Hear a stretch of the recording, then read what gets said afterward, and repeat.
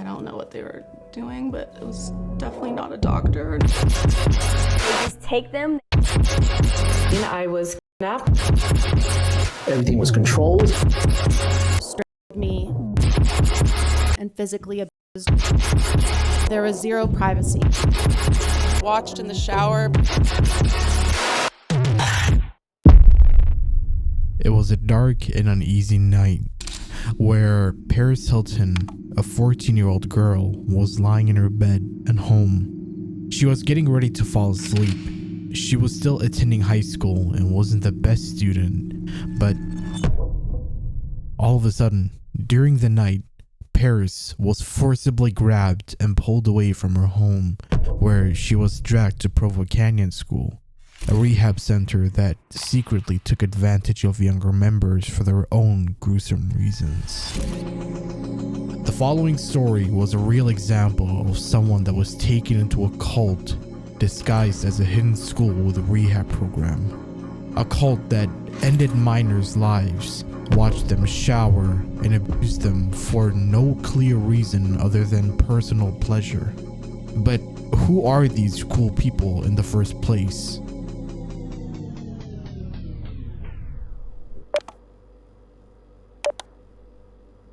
The Troubled Teen Industry is a network of for-profit residential facilities that claim that they, quote, help troubled youth, but most often for teens struggling with behavior issues at young ages. What categorized them as, quote, troubled were things from mental health problems, substance abuse, or just defiance of direction from parents. When teens were sent to these camps, they initially thought that they would be given real help, but in reality, all they were given was abuse using force and harmful treatment to, quote, reform them. But it hasn't always been this way. In fact, these programs used to be useful when they began in the 1950s. The Troubled Teen Industry began just as a drug rehabilitation center for teens who were struggling with getting over addiction at a young age. But as the years passed, it slowly started to drive into an obsessive and abusive cult filled with staff who would exploit their members by belittling,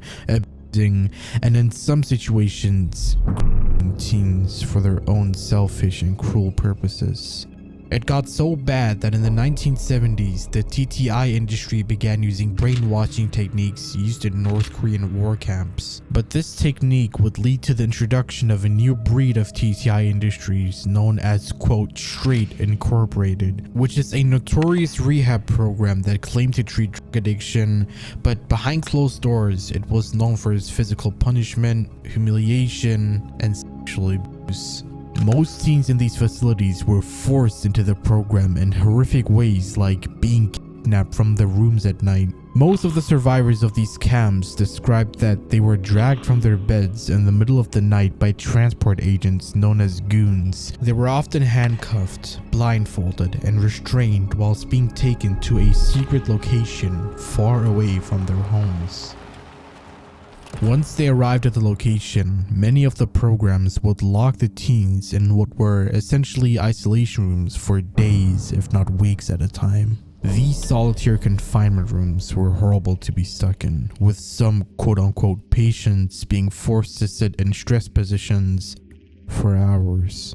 In these locations, victims were often given psychotropic drugs without the consent of their parents. This led to many of the patients to suffer from long-term healthcare related effects to this very day from forced drugging. It goes even deeper than this because staff would often beat, restrain, and sexually assault some of their patients in the complex.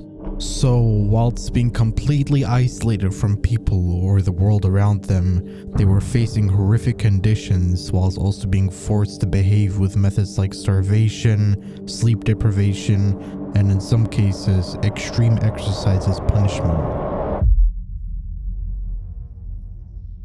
This is Hannah Archuleta, who was a victim of one of these camps.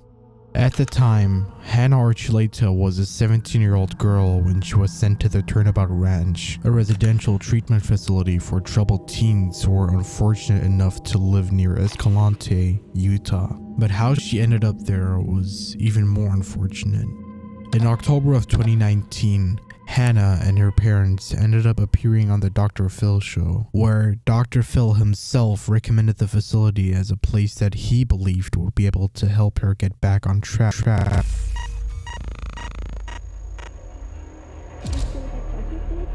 In a weird turn of events, Dr. Phil has decided to trim out the section of him recommending the ranch to the parents, which, for those who don't know, is as simple as going to your video, clicking on edit video, and then just trimming out the section that you don't want anymore in the video. He's also gone ahead and deleted comments that point out about him recommending the ranch. I'm not sure if this is him or his team that are deleting these comments, but this shows that something has gone wrong. What that may be, we're going to explore later on in the video. The Diana, Princess of Wales, has been killed in a car accident. The princess, who spent her life in the relentless glare of the public eye, died in a speeding car in Paris, apparently trying to evade pursuing photographers.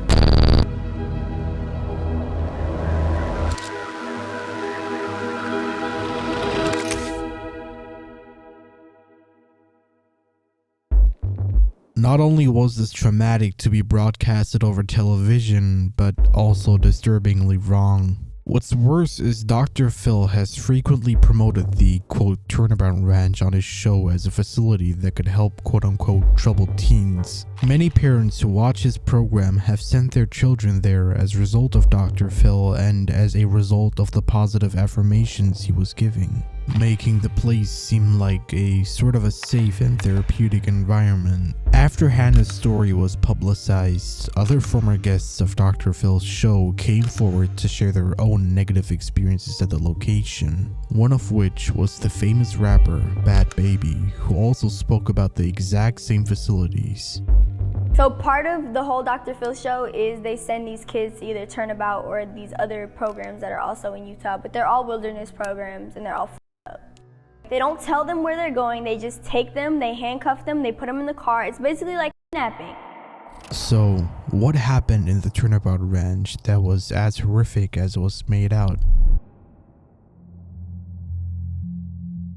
Hannah alleged that during her stay at the Turnabout Ranch, she was sexually assaulted multiple times by a male staff member. This included unwanted groping of her ass on multiple different occasions. According to Hannah, she stated that she was afraid to report the abuse at first because she feared that no one would believe her or that she would be punished by the facility. At that time, the facility was known to have strict and punishing environments that discouraged anything negative, including complaints. However, Hannah managed to build up the courage and reported the abuse to the Turnabout Ranch staff. She assumed that there must be at least one compassionate staff member in the building who could help her. However, the facility instead retaliated against her instead of protecting her. Instead of addressing her claims or removing the alleged abuser, Hannah stated that the ranch subjected her to cruel and harsh punishment. Hannah was forced into horrific experiences such as intense manual labor as a form of discipline, intimidation strategies forcing her into complete silence and threatening her with further punishment if she spoke out. But on February 24th, 2021, Hannah filed a lawsuit against the ranch whilst being represented by Gloria Allred, a prominent attorney known for handling high-profile sexual abuse cases. The lawsuit accused the ranch of negligence in failing to protect Hannah from sexual abuse, retaliation after punishing Hannah after she reported the abuse, as well as creating a dangerous environment which allowed staff to prey on vulnerable teens. But what's worse about this case is that in June 2021, a Utah judge dismissed Hannah's lawsuit on procedural grounds, as they ruled that because the allegations involved a healthcare-related facility, the case fell under medical malpractice law, which required an expert testimony proving negligence, as well as specific procedural steps that Hannah's legal team had not taken. Since these steps had not been taken, Hannah's entire case was dismissed without any prejudice, meaning Hannah was left with the option to refile the lawsuit in the future if she met the necessary legal requirements. Hannah refiled her case in October 2021. However, this renewed legal action not only targeted the Turnabout Ranch, but also included Dr. Phil and CBS, alleging negligence in recommending the facility.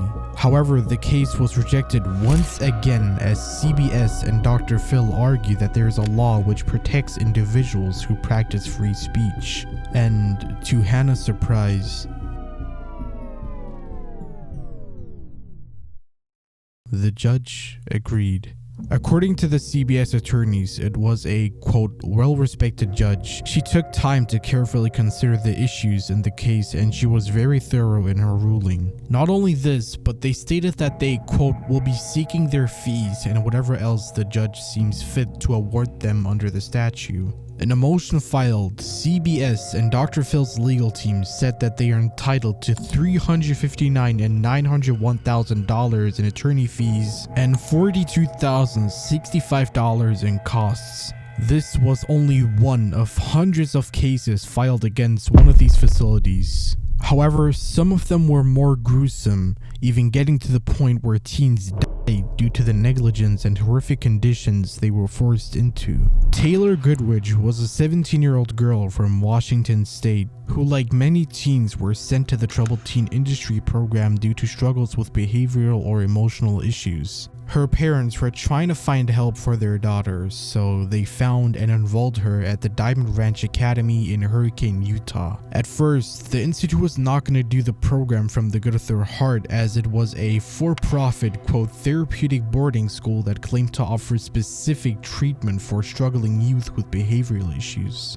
But in a weird turn of events, during the night, Taylor was kidnapped from her bedroom and dragged to the Diamond Ranch Academy facility. But upon arrival at the DRA, Taylor would be subjected to cruel treatment, including strict rules, harsh discipline, and a rigid daily schedule which was typical of T.T.I. programs. Reports from former students and staff at the Diamond Ranch Academy could only describe the scene of the academy as a cult that thrives off of neglect, abuse, and punishment rather than actual therapeutic care. In most situations, the students who attend these academies were cut off from their family and loved ones with limited or censored communication. In situations like Taylor's, they were censored so much to a point where they were told that their families no longer wanted to see them and didn't wish for them to come back home. Whilst this information was not true in most scenarios, some parents would never learn of the mistreatment of the patients, as all information was passed through them and controlled by the academy.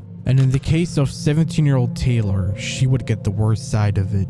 During her stay, Taylor began to experience severe abdominal pains in her body alongside a concerning vomiting issue. This problem, alongside Taylor's health, began to decline at an alarmingly fast rate and only proceeded to get worse and worse over the coming weeks. Staff had allegedly been ignoring her cries for help, dismissing her condition alongside her symptoms, and instead of helping, simply told her to drink more water. Other students reported that she was visibly suffering, but even then, staff refused to take her to a hospital. Taylor's parents, in the time of a crisis, were never informed of her medical problems. And on December 20th, 2022, Taylor collapsed inside the facility and became unresponsive. What's worse is, even after she collapsed on the floor, staff reportedly delayed calling 911 until it was too late. Taylor was announced dead on the site. An autopsy revealed that Taylor had died from a condition known as peritonitis, which, for people who may not know, is a severe infection caused by untreated abdominal issues. It's a condition that is highly treatable if caught early, meaning that her death was entirely preventable had she been given proper medical attention. The state of Utah ordered the immediate closure of Diamond Ranch Academy in December 2022, and Taylor's family has since been pursuing legal action, attempting to hold the facility accountable for her wrongful death.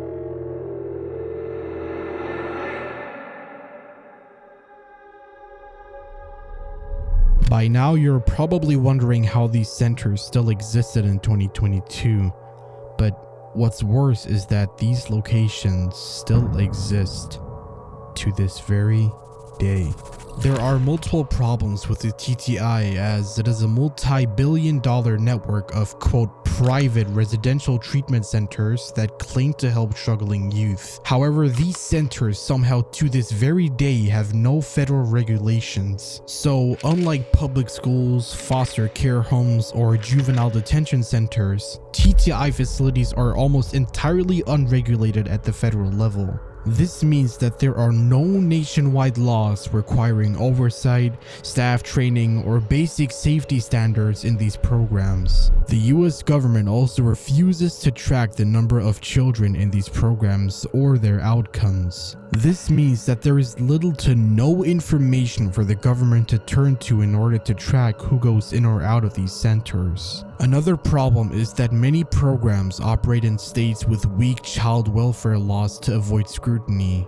In some states, they require a basic license, whilst in other states, they allow them to operate the programs without any qualifications at all. They are also privately funded by the parents, meaning that these institutions do not rely on government funding or audits. Since insurance and government agencies are also not involved, it means that these centers have no third-party oversight to ensure the children's safety. This means that the programs often lie to parents and present themselves as quote therapeutic while offering little to no actual medical or psychological care. Not only this, but staff are never given background checks in the majority of these centers, making them unqualified. This means that some programs have hired staff with histories of abuse or criminal records simply because they never ran background checks. Alongside this, they're allowed access to children who are cut off from the outside world, meaning if some of these children attempt to report abuse, staff often censor their communication or punish them for speaking out.